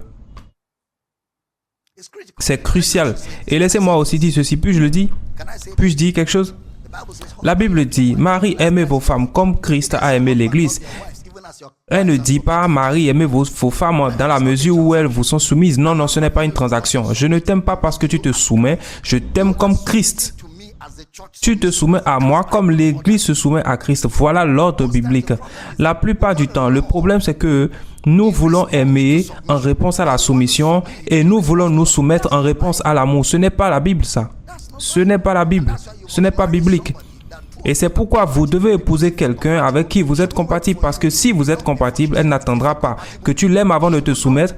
Avant de se soumettre. Et si vous êtes compatible, toi non plus, tu n'attendras pas qu'elle se soumette avant de l'aimer. Toi, tu apporteras l'amour, elle apportera la soumission. Chacun accomplira son ministère, il y aura la paix et l'harmonie. Et vous pourrez construire votre vie. Il n'y a aucune transaction là-dedans. La Bible dit que les femmes âgées doivent enseigner aux jeunes femmes à être attachées à leur maison. Cela signifie que la soumission est une doctrine qui doit se transmettre de génération en génération. On la transmet, tout comme l'amour doit aussi se transmettre de génération en génération. Il doit y avoir un ordre. Et ce ordre est très clair. Et cela fait 3 semaines que j'insiste là-dessus. Dieu sait qui en a sérieusement besoin. Quiconque combat cet enseignement, quand tu auras fini de te battre, calme-toi, les messages sont sur YouTube, retourne les écouter. Je suis sérieux. Nous devons préserver l'ordre de Dieu et nous ne copierons pas le monde. Nous enseignerons, c'est nous qui enseignerons le monde. Amen, j'ai dit Amen. Cette semaine, j'ai appris qu'ils avaient même diffusé mon message sur Arise News. Quelqu'un a pris un extrait, je ne l'ai même pas vu, mais quelqu'un a fait une capture d'écran et me l'a envoyé. Là où je disais aux féministes, si vous n'allez pas vous marier, vous soumettre, alors ne vous mariez pas. Il n'y a aucun péché à rester célibataire, restez seul, mais ne recherchez pas les privilèges du mariage. Et j'ai entendu que tous ceux qui étaient sur Arise disaient qu'ils étaient d'accord avec moi à 120% sur ce point. Mais c'est la vérité, je n'ai même pas besoin qu'ils la confirment, c'est la Bible, c'est la Bible. Amen. J'ai dit Amen. J'ai dit Amen. Ainsi, lorsque Dieu a créé les choses, elles étaient parfaites. Laissez-moi trouver où terminer ce culte. Nous continuerons demain. Voyez-vous pourquoi nous devons terminer? Combien d'entre vous sont d'accord pour que nous finissions ceci avant les 30 jours? Parce que c'est vraiment crucial. Nous devons poser correctement les fondements. Jésus a dit, je suis oint pour annoncer la bonne nouvelle aux pauvres. Il ne s'agit pas des pauvres financièrement, mais des pauvres à cause du péché, pauvres par péché. Le mot pauvre ici, c'est pauvre par péché, pauvre à cause du péché. En fait, la partie concernant la vengeance est à peine mentionnée dans les Épîtres parce qu'il ne voulait pas que cela soit mis en avant. Et certaines personnes aiment cette histoire de vengeance. Ah, la vengeance. C'est la vengeance de notre Dieu. Mais la vengeance ici ne signifie pas que vous devez prier pour demander la vengeance. Elle désigne simplement le jugement de Dieu qui aura lieu après la fin du monde. C'est ça la vengeance. Contre ceux qui ne croient pas à l'évangile. C'est exactement la même chose dans Jean 3,16. Celui qui croira et qui sera baptisé sera sauvé, mais celui qui ne croira pas sera condamné. C'est de cela que Jésus parlait lorsqu'il parlait de vengeance dans ce passage. Gloire au Seigneur.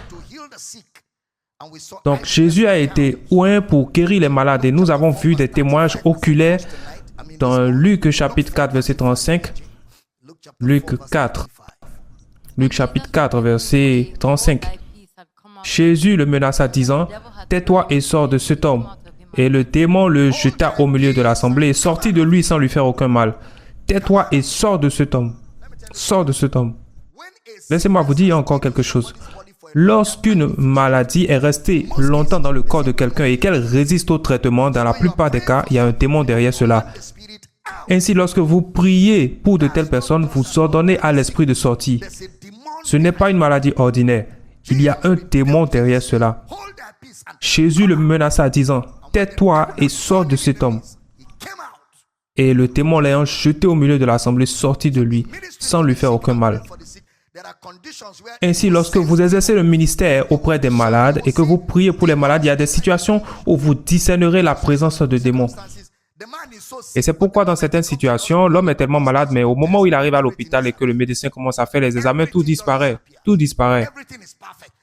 Tout est normal. Puis quand il rentre à la maison, la chose revient. Ça, c'est un démon qui manipule ce corps. Ainsi, lorsque vous priez pour de telles personnes, vous ordonnez à l'esprit démoniaque de quitter ce corps. Vous le chassez, vous lui ordonnez de sortir de ce corps. Vous donnez l'ordre et vous lui résistez. Et il s'en va et le corps est guéri. Dites, je vous entends. C'est comme cette femme qui était courbée. Jésus ordonna que cette femme soit délivrée de cette infirmité. L'esprit mauvais la quitta et la femme se redressa. Ainsi, toute maladie n'est pas une condition physique. Il y en a qui sont simplement des opérations du diable. Mais comme je l'ai dit, vous ne pouvez pas être appelé malade si vous n'avez pas un corps physique. Mais Jésus est le guérisseur. Il dit, je suis oint pour guérir. Et dans ce culte, s'il y a quelqu'un qui est dans cette condition, peut-être dans cette salle, en ligne, à la télévision, ou que vous soyez en train de suivre, la guérison est accordée maintenant. Levez-vous sur vos pieds, tournez-vous vers votre voisin et dites, voisin, le ministère de guérison de Jésus est toujours actif aujourd'hui. Le ministère de guérison de Jésus est toujours vivant aujourd'hui. Dites avec moi, je reçois du ministère de Jésus. Je suis guéri, je suis en bonne santé, je suis fort. Puis j'entends un bon amen. Et si vous connaissez quelqu'un autour de vous qui lutte contre une maladie depuis longtemps, il est temps d'aller le voir cet après-midi ou ce soir et de lui apporter un ministère de libération totale. Ordonnez à l'esprit impur de cesser d'affliger ce corps. Ordonnez à cet esprit mauvais de lâcher ce corps. Et la Bible dit, résistez au diable et il fuira loin de vous. Je vois des guérisons se produire partout dans cette salle. Toute situation ou toute maladie qui tue depuis longtemps et qui a refusé de céder à toutes les solutions cet après-midi partout où vous entendez le son de ma voix, à la télévision, à la radio, dans ce bâtiment, dans les campus, j'ordonne que cette condition soit totalement corrigée. Tout esprit impur et toute emprise démoniaque qui opprime cette situation, Satan, retire tes mains au nom de Jésus. Quiconque a une maladie dans son corps qui a résisté aux médicaments, qu'il s'agisse d'une infection ou d'une autre affection, il n'y a pas de distance dans le monde de l'esprit. Satan, retire tes mains au nom de Jésus. Corps soit guéri. Corps soit guéri. Joug de l'oppression soit brisé. Esprit d'infimité, sors, retire-toi.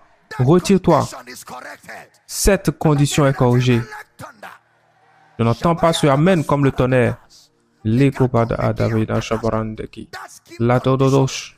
Cette maladie de peau, ce problème de vue, cette hypertension, cet engourdissement de la main droite, cette plaie qui refuse de guérir, cette infection qui a rendu ta vie insupportable, Satan, retire tes mains au nom de Jésus.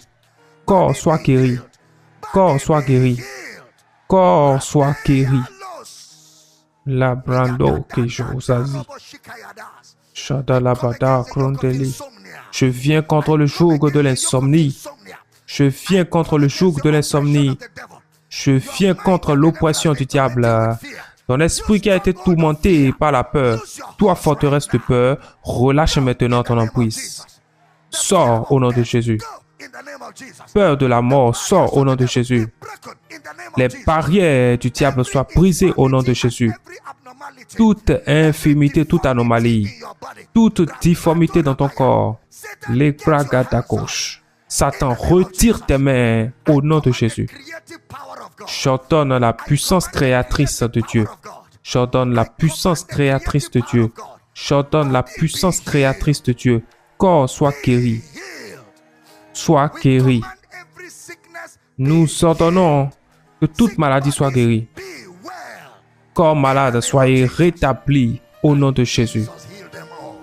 Et Jésus les guérit tous. Et la prière de la foi sauvera le malade, et le Seigneur le relèvera.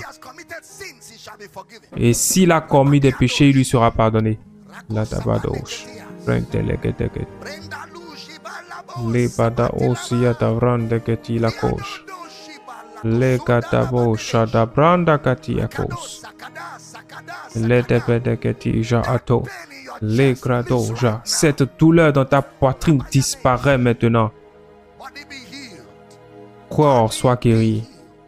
Corps soit guéri. Corps soit guéri. C'est l'ego nagadesh. Oui, oui, oui, oui, oui. La puissance de Dieu est en mouvement dans ce lieu. La puissance de Dieu est en mouvement partout dans ce lieu. Il n'y a pas de distance dans l'esprit. La puissance de Dieu est en mouvement maintenant. Ce corps est rétabli. Ce corps est guéri. Cette condition est corrigée. Et vous qui croyez Dieu pour des miracles dans vos affaires, dans vos carrières, ce retard est annulé maintenant. Ce retard est annulé maintenant. Il y a un renversement divin. Il y a un renversement divin. Cette affaire était terminée, mais elle est réexaminée maintenant. Il y a un renversement divin. Il y a un renversement divin. Reçois maintenant la restauration. Recevez maintenant la restauration. Recevez la restauration. Recevez la restauration. La rabadago sherebenteli yagado.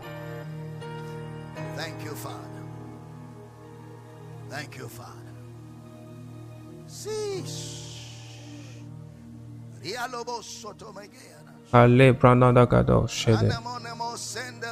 Eledebedeko Siyarabada. Shelegedegeto Ratalabayagash.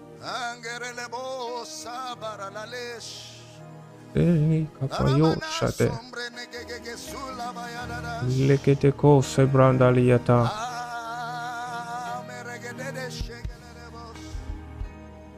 She Kapayako Siyate.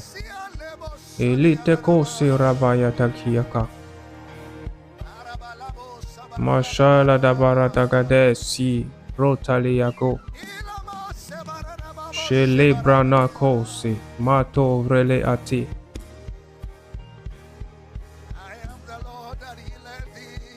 Je suis l'Éternel qui te guérit. Je suis l'Éternel, ton guérisseur. J'ai envoyé ma parole et j'ai guéri ta maladie. I am the Lord, your healer. Je suis l'Éternel, ton guérisseur.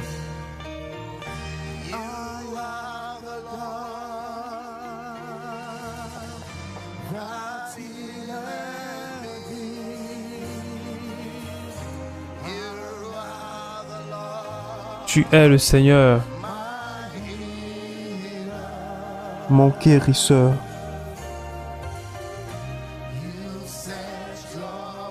Tu as envoyé ta parole et tu as guéri ma maladie. Tu es le Seigneur, mon guérisseur.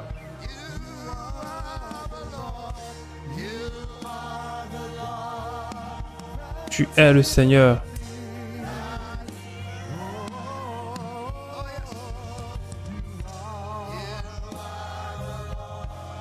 Tu es le Seigneur, mon guérisseur.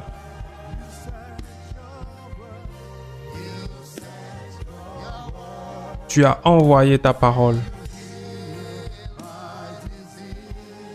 et tu as guéri ma maladie.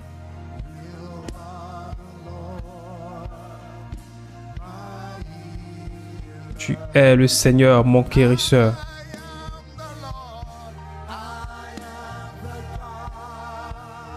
Je suis le Seigneur qui te guérit. Je suis le Seigneur, ton guérisseur. Ton guérisseur. J'ai envoyé ma parole et j'ai guéri ta maladie. Je suis le Seigneur, ton guérisseur. Je prie pour certaines personnes qui entendent le son de ma voix, auxquelles les médecins ont diagnostiqué une maladie et ils ont dit qu'il n'existe aucun remède médical. Je parle à cette maladie maintenant. La dobra katakiako shabrate, leko zavrante keto shebrada, la pakato siata. Toi, esprit de mort, toi, oppression de l'ennemi, maintenant, retire tes mains au nom de Jésus. Des miracles, des miracles, miracles, miracles. Nous renversons cette maladie. Nous renversons cette maladie. Nous renversons cette maladie. Nous la renversons maintenant au nom de Jésus. La bradagato shedegedes. Leko badadao shadalagatose. La guérison coule comme une inondation. La guérison coule comme une inondation. La bateau prêtait les gens ont prêté. La prière de la foi sauvera le malade et le Seigneur le relèvera. Père, nous te rendons gloire. Père, nous te rendons louange. Nous te donnons. Nous te louons. Merci Père pour les miracles, les témoignages, les signes et les prodiges. Merci pour ta parole qui est annoncée avec clarté. Merci parce que ton peuple est fortifié et rempli de force. Merci pour le miraculeux qui se manifeste en ce lieu. Nous te donnons toute louange. Nous te donnons louange. Nous te donnons louange. Nous te donnons louange. Levez vos mains et rendez-lui toute louange. Levez vos mains et rendez-lui gloire.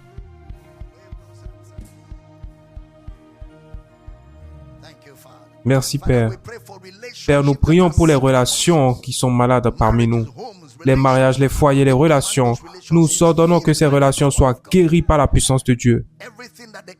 Tout ce que l'ennemi a créé pour provoquer la confusion et provoquer la division est dissous maintenant au nom de Jésus. Maintenant, nous vous ordonnons de recevoir l'aide du Saint-Esprit. De l'aide, une aide surnaturelle et la restauration. Père, nous te donnons louange. Alléluia. Alléluia. Merci Seigneur Jésus. Au nom de Jésus, nous avons prié et tous les croyants disent Amen comme une note de célébration. Allez-y et célébrez les miracles, les signes et les prodiges. Célébrez les guérisons. Gloire à Dieu. Gloire à Dieu. Gloire à Dieu. Alléluia. Soyez bénis. Alléluia. Prenez vos offrandes d'honneur, donnons avec joie, gloire à Dieu. Auditeurs de la radio, le compte sur lequel vous envoyez vos offrandes est celui de Power City International. Il y a 2 comptes Power City International pour les auditeurs de la radio. Et vous qui êtes en ligne, prenez vos offrandes. Tous ceux qui sont dans cette salle, prenez vos offrandes. Le compte est FCMB pour la radio. Le numéro de compte est 29 82 68 20 28. 29 82 68 20 28. Zenith Bank est l'autre banque. Le numéro de compte est 10 12 36 59 12. 10 12 36 59 et 12. Aujourd'hui est le jour où nous collectons des fonds pour le Homecoming et les 30 jours de gloire. Notre budget est presque 2 fois, voire 3 fois plus élevé qu'auparavant. Donc nous avons besoin de donner afin que nous puissions avoir tout ce dont nous avons besoin pour faire tout ce qui est prévu pendant les 30 jours de gloire afin que cette conférence soit un immense succès, que la Power Bible School soit un immense succès, le Homecoming soit un immense succès pour atteindre le monde entier avec l'évangile pendant cette période. Nous serons en direct sur WTV, WAP TV chaque jour pendant 2 heures. Tous les jours, tous les 30 jours, c'est énorme. Ce sera diffusé sur DSTV, GoTV, StarTime. Vous pourrez regarder en diffusion gratuite sur Web TV et bien sûr Kingdom Life Network ainsi que toutes les autres plateformes. La radio sera diffusée sur différentes stations et cela va nous coûter beaucoup d'argent. Nous voulons donner généreusement, volontairement, avec joie. Tous les coordonnateurs de campus veillent à ce que chaque personne participe. Tous les responsables nationaux, mobilisons tout le monde pour contribuer à ce projet. Notre argent est pour l'évangile. Que quelqu'un dise, mon argent est pour l'évangile. Je gagne de l'argent pour faire avancer la mission de Dieu. Ainsi, nous sommes généreux envers Dieu et envers l'œuvre de Dieu. Ainsi, ceux qui veulent donner en ligne, si vous n'êtes pas dans un campus, mais vous souhaitez donner, envoyez simplement un mail à drabeldamina@yahoo.com, drabeldamina@yahoo.com. Je veux faire un don pour la conférence et précisez votre pays et nous vous envoyons le compte correspondant. Nous donnons jusqu'à ce que le besoin soit entièrement couvert. Merci encore de donner, de mettre vos ressources à disposition de l'évangile. Dimanche prochain sera le culte. Dimanche prochain, nous commencerons 30 jours de gloire. C'est une joie de servir Dieu, son dessein. Levez vos offrandes. Père, nous te donnons toute la gloire. Nous te disons merci pour le privilège de pouvoir donner de nos ressources. Nous te sommes reconnaissants de ce que notre argent peut servir à faire avancer ta cause, à changer des vies, à transformer des vies, à avoir un impact sur les hommes. Aujourd'hui, en donnant, nous nous réjouissons de ce que nos offrandes soient un parfum de bonne odeur devant toi. Au nom de Jésus, nous avons prié et tous les croyants disent Amen. Tous les campus, nous vous laissons entre les mains de vos coordonnateurs, vos coordinateurs de campus et vous qui êtes en ligne, nous réjouissons de vous trouver demain. Et je serai en direct sur toutes les plateformes. Ce sera vraiment passionnant dans les jours à venir, les semaines à venir. Pendant les 30 jours de gloire 2026 et Homecoming, très bien. Nous avons hâte de vous revoir tous. D'ici là, réjouissez-vous. Les paniers sont devant. Faisons-le en adorant Jésus, le Seigneur ressuscité. Louez Dieu.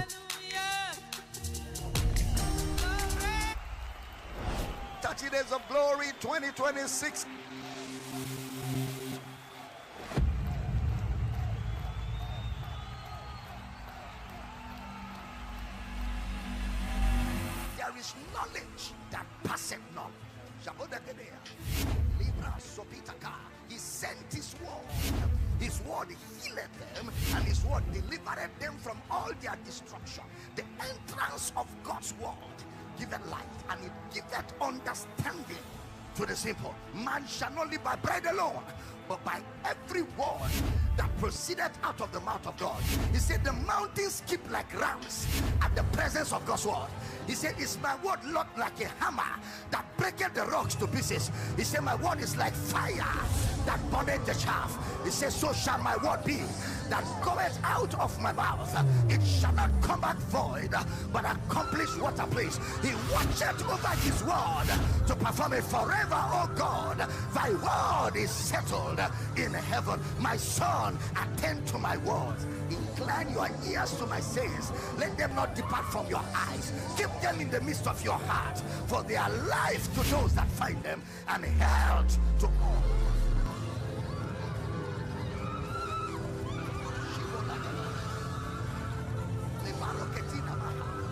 Libraniano Sabata, Ekaboji Baraka Tetes, Rebania Logoroda Sabaraka Tenekea, Eyabado Gesha, Shebia Luna Mia Subrana Hata, Eregede Shabaya, Eregede Shabaya. Somebody shout, I receive, I receive. Eyano no Sabaragadada, Liado Shabaya, Rako Sobiana no Sebia Hoja, Yele Shabaragadada, Rebadia Lokoruta Sabaraka Tenekea, Eyabado Gesha, Shebia Luna Mia Subrana Hata.